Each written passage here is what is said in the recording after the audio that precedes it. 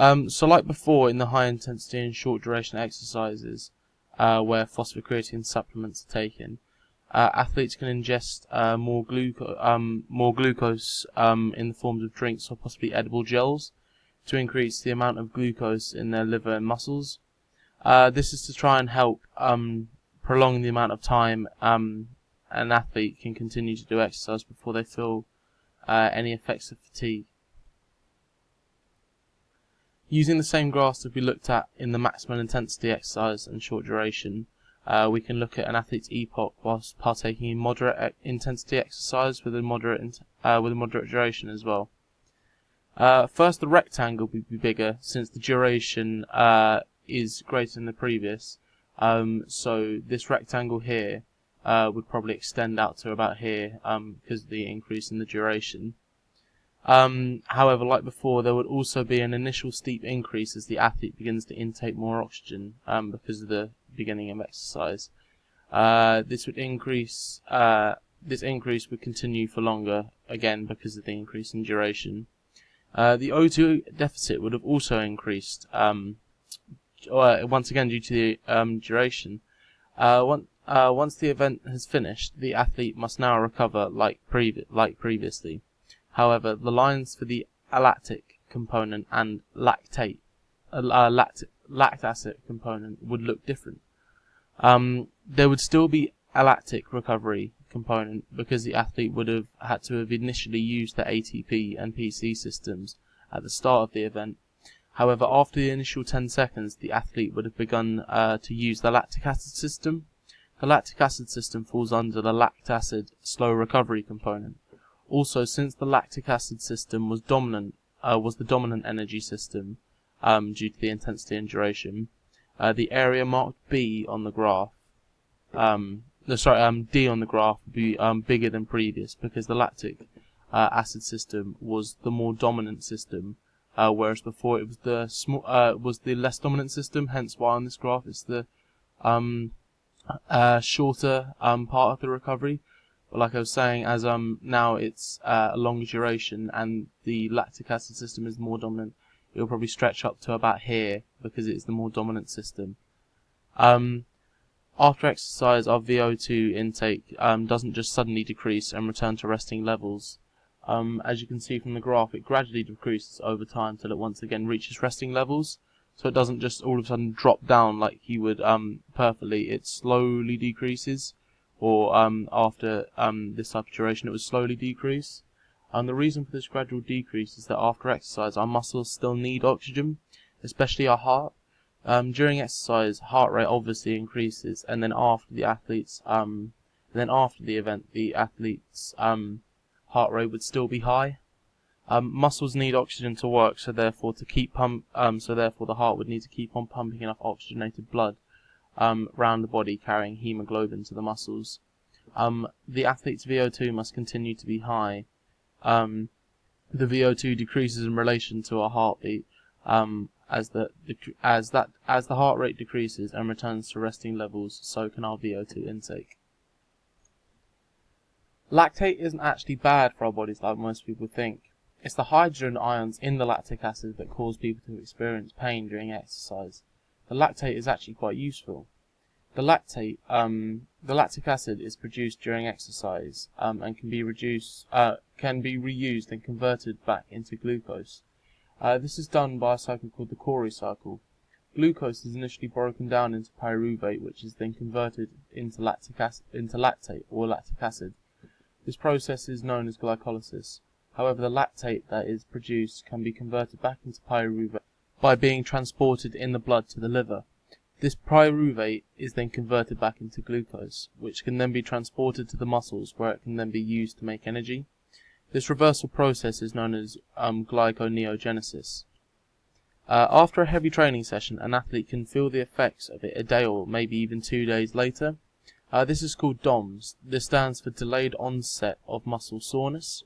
DOMS can be very uncomfortable for many athletes, and if they have worked too hard on certain muscles previously, the effects of DOMS could prevent them or damage their performance when training or competing in events. DOMS is caused by myofibril tears of the muscle or strains from eccentric or unfamiliar exercises. For example, working much harder than what people are normally used to doing. An athlete's muscles, strength and motion is impaired temporarily when experiencing DOMS.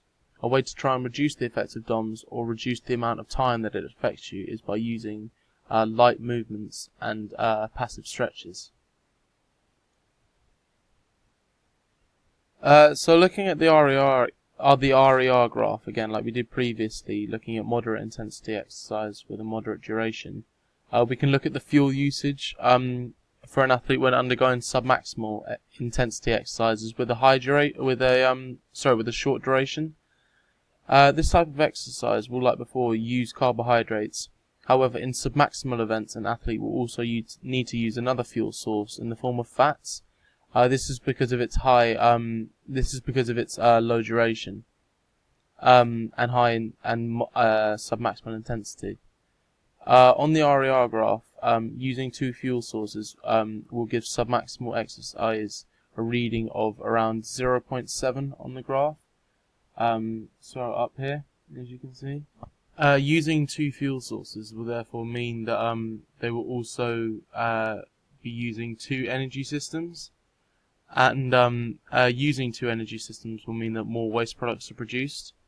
As well as the waste products that come with the PC and LA system, the aerobic system will give off carbon dioxide, heat and water, as well as hydrogen atoms. Athletes are able to train their bodies to use fat stores during submaximal exercise as a way of producing energy, instead of using carbohydrates and glucose.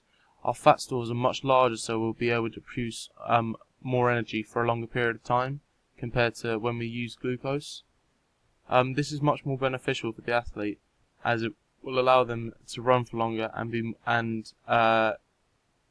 giving them an advantage over someone who is relying purely on carbohydrates.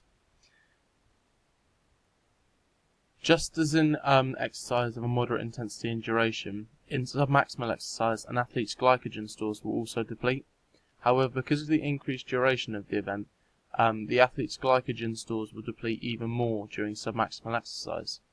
Submaximal exercise will be something like a marathon, for example, and a moderate intensity would be something like a 400 and possibly 800 meter sprint. So as you can imagine, you would be more tired and fatigued after completing a marathon. This is because your glycogen stores have depleted more than they would have in an 800 meter or 400 meter sprint event. A way to avoid fatigue when partaking in submaximal exercise with a long duration is by doing what's known as glycogen or carbo loading. This method of carbo loading is simple. For 3 days, possibly 6 to 7 days before your long duration event, starve your body of carbohydrates.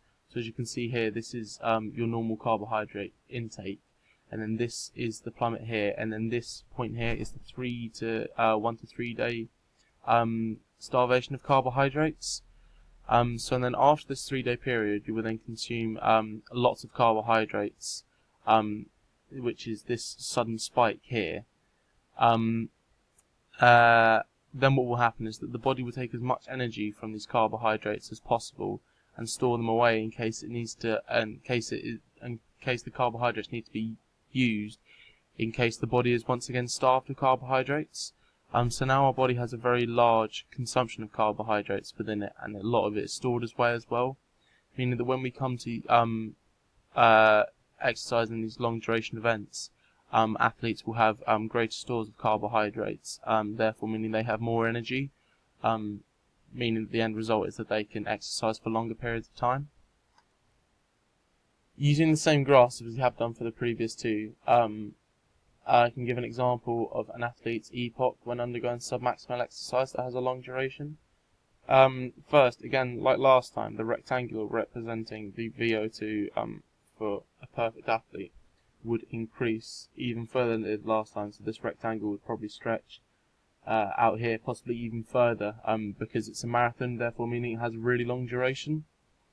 And again, like the other two events, there would be an increase in the athlete's VO2 as they began to breathe in at a heavier rate than they were at resting levels, because they were starting the exercise. The O2 depth would be increased also, as there would be more oxygen in the atmosphere left over that the athlete hasn't used. The VO2 reading would steadily increase throughout the whole event as the athlete got more and more tired and fatigued. So instead of spiking up like that, it would probably just gently rise, but keep on rising at a steady rate, as I said, as the athlete becomes more and more fatigued during the event. Once the event has finished, the athlete must once again recover as they have done in the previous exercises. They would have used their ATP and PC energy systems for the first 10 seconds of a marathon. However, marathons can last for hours, so there's no doubt that the most dominant energy system used by an athlete would have been their aerobic system, seconded by the lactic acid system. Therefore, on the graph, the alactic fast recovery component, labelled A, would be a very small section of their recovery, so probably even a slither just like that.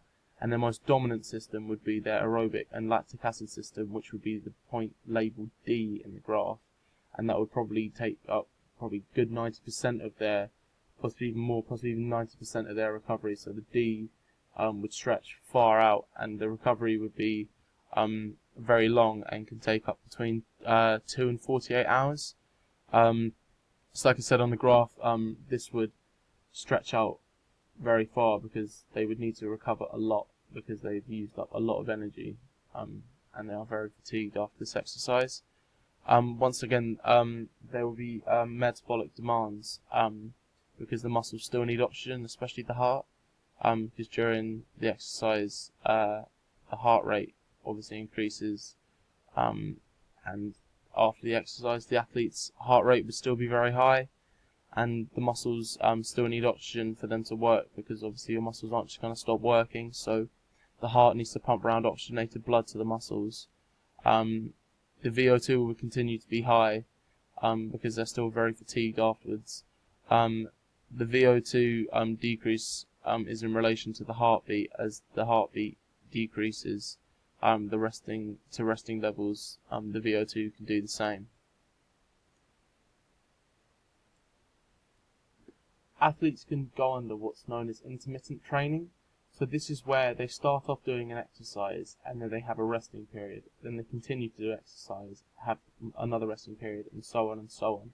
And what you can notice from this graph is that an athlete will start with 100% ATP and PC stores, and then they'll do the exercise and the ATP and PC system fuels will decrease. But as it spikes up again, this is the ATP and PC system trying to resynthesize their stores.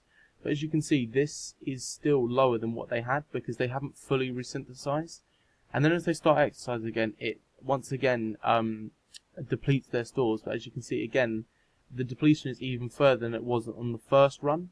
And then as it tries to resynthesize again, it once again isn't as high as it was previously because the resting and recovery period isn't as extensive as it needs to be to restore them to 100%.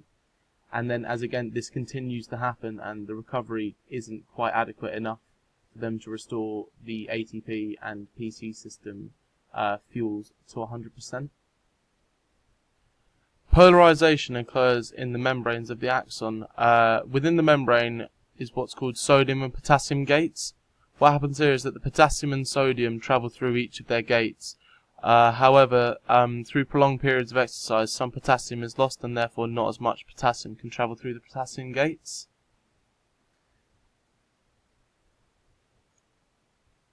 Once the impulse travels down the axon via the nodes of Ranvier, it reaches the neuromuscular junction. ACH is required to transfer the nerve across the synaptic gap, which is at the neuromuscular junction, and initiate muscle contraction. Cholinesterase is an enzyme that breaks down ACH after this role and prepares it to be used again. For another muscle contraction to begin, the synaptic cleft or the synapse must be cleared of ACH by the enzyme cholinesterase. When the excess ACH or lack of cholinesterase, when there is a lack of ACH or lack of cholinesterase, fatigue is a result from the inability to generate new action potential. Also, if insufficient supplies of ACH arrive at the receptor sites, the muscle contraction cannot proceed and fatigues occur.